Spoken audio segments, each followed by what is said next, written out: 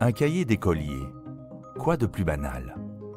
Certains s'en débarrassent pour faire place nette à l'année scolaire à venir.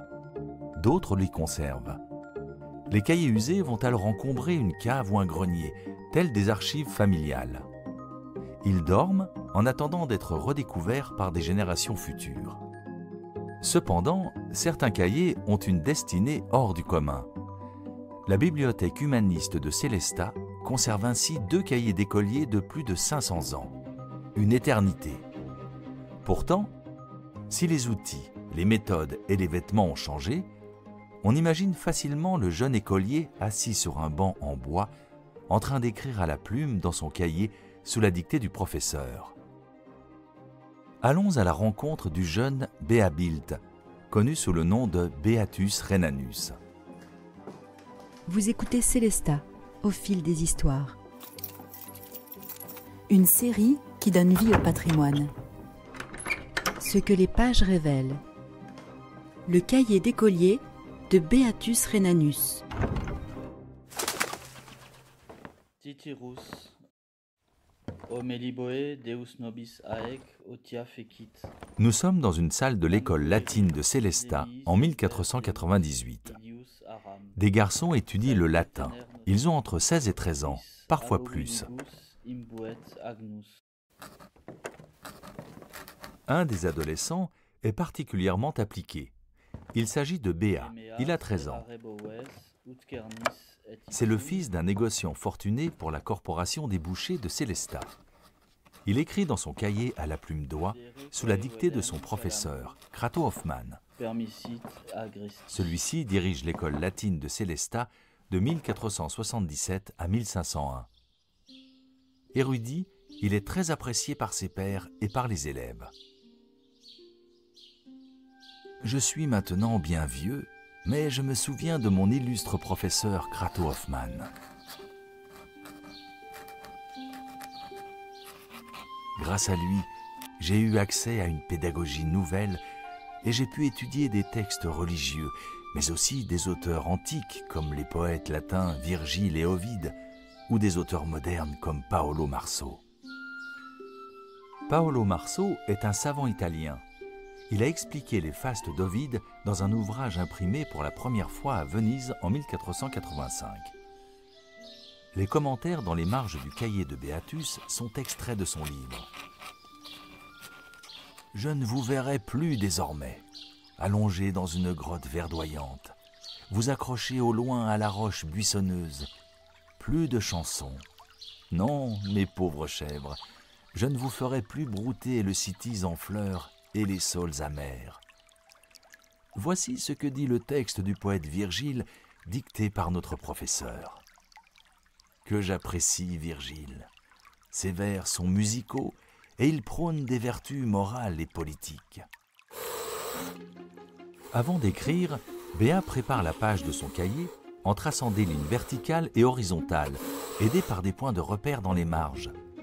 Nommée la réglure, cette étape lui permet d'écrire droit, mais aussi de structurer la page. Notre professeur dictait le texte en latin.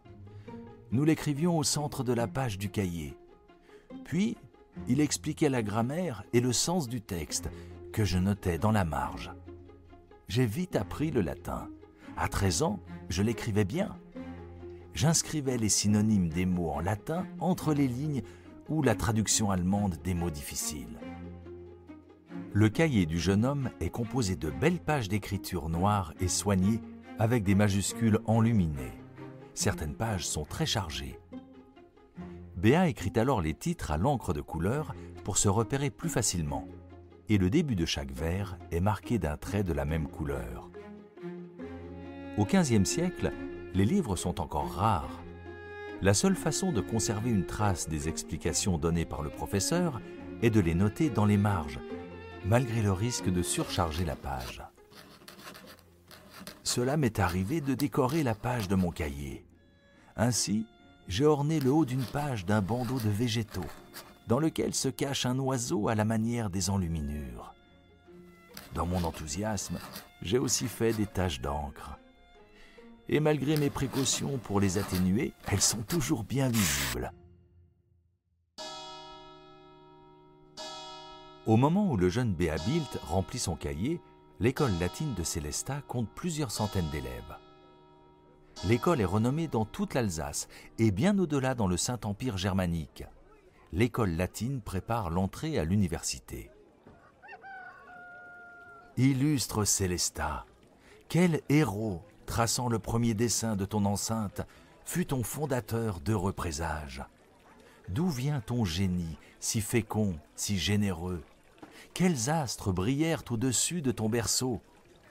Tu ne peux te flatter ni de l'ampleur de tes murs, ni d'une population sans nombre, ni de richesses à profusion. Et pourtant, parmi toutes les cités qui fleurissent sous l'empire de César, aucune n'est plus prospère que toi. C'est par ces mots que mon ami Erasme de Rotterdam a fait l'éloge de notre petite cité de Sélestat en 1515.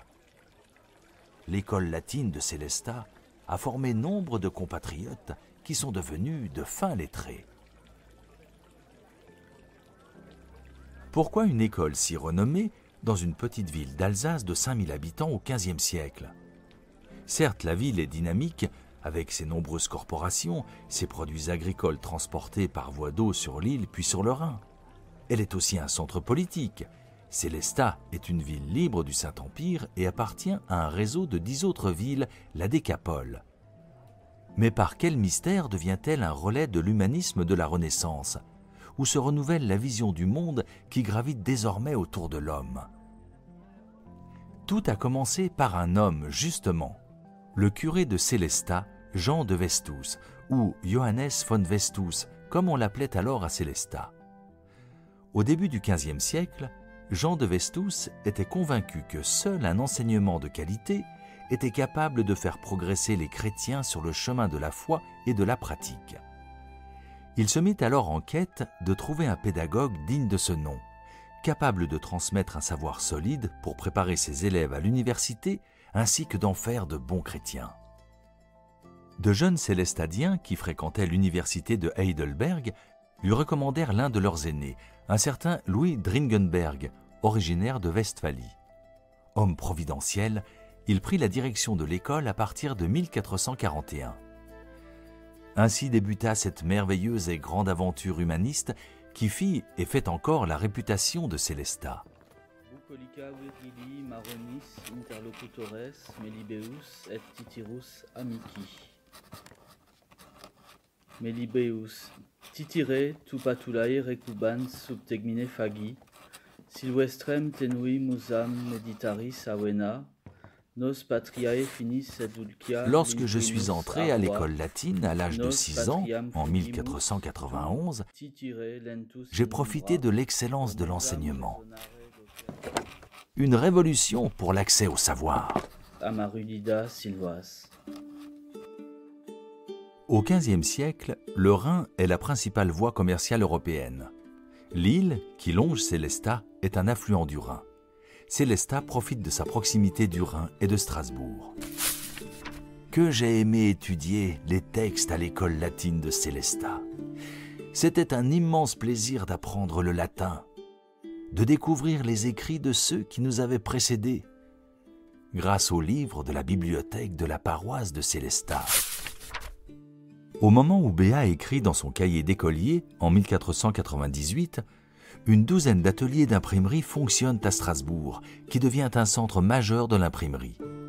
Ses compagnons typographes, ainsi que leurs éditions érudites ou illustrées, rayonnent dans le monde germanique. Le livre imprimé, quelle invention extraordinaire! Rendez-vous compte, le savoir se transmet plus vite et plus massivement, sans risque de voir les textes transformés, contrairement à l'époque où les copistes pouvaient corrompre les textes. Pour son apprentissage, Béat a bénéficié de la bibliothèque paroissiale de Sélestat, qui fait aujourd'hui partie des collections de la bibliothèque humaniste, encore grâce à Jean de Westus. À Sélestat, le curé poursuit son entreprise pédagogique en faisant le don de sa propre bibliothèque à la paroisse de Sélestat en 1452, composée d'une trentaine de manuscrits. C'était avant l'invention de l'imprimerie quelques années plus tard. Cette marque de générosité entraîne une série de donations de livres, souvent de la part d'anciens élèves de l'école latine. Moi aussi, mon goût des livres m'a conduit à devenir collectionneur d'ouvrages. Je ne pouvais résister à ouvrir les pages, à lire, à apprendre. Je me souviens que je reçus les volumes de Tertullien avec autant de joie que si on avait envoyé des pierres précieuses, m'estimant chanceux d'avoir obtenu un si grand trésor. Cette collection marque la ville de Sélestat dès la Renaissance. C'est ainsi que Béat Bilt, alias Beatus Rhenanus, achète des livres d'architecture et les prête. Les architectes célestadiens de la Renaissance s'inspirent de gravures diffusées dans ses ouvrages pour le décor sculpté de bâtiments dans la ville comme l'hôtel d'Ebersmünster ou la maison de Ziegler. Ici, un chapiteau à tête de bélier, là, un médaillon que l'on peut toujours admirer. À vous aujourd'hui de découvrir mes livres, mais aussi ceux des autres donateurs qui contribuent à faire de la bibliothèque humaniste de Sélestat un trésor pour l'humanité. Nous faisons tous partie d'une longue chaîne de transmission du savoir. En 2011, une partie de la bibliothèque de Sélestat, la bibliothèque de Beatus Rhenanus, est inscrite au registre Mémoire du monde de l'UNESCO. Un hommage à tous ceux qui ont contribué à préserver ces trésors depuis la Renaissance. Vous venez d'écouter Sélestat, au fil des histoires. Nos remerciements vont à Sandrine Rueff et Cyril Leclerc, qui ont initié cette série, Camille Véron, Marie-Zanne Bréchet et Nadège Cardo pour la richesse des savoirs partagés. Avec la voix de Laurent Jacquet. Texte, Marion Augustin. Réalisation, Caroline Lebossé. Un podcast produit par le Studio Ose. À bientôt pour plonger dans de nouvelles histoires oubliées.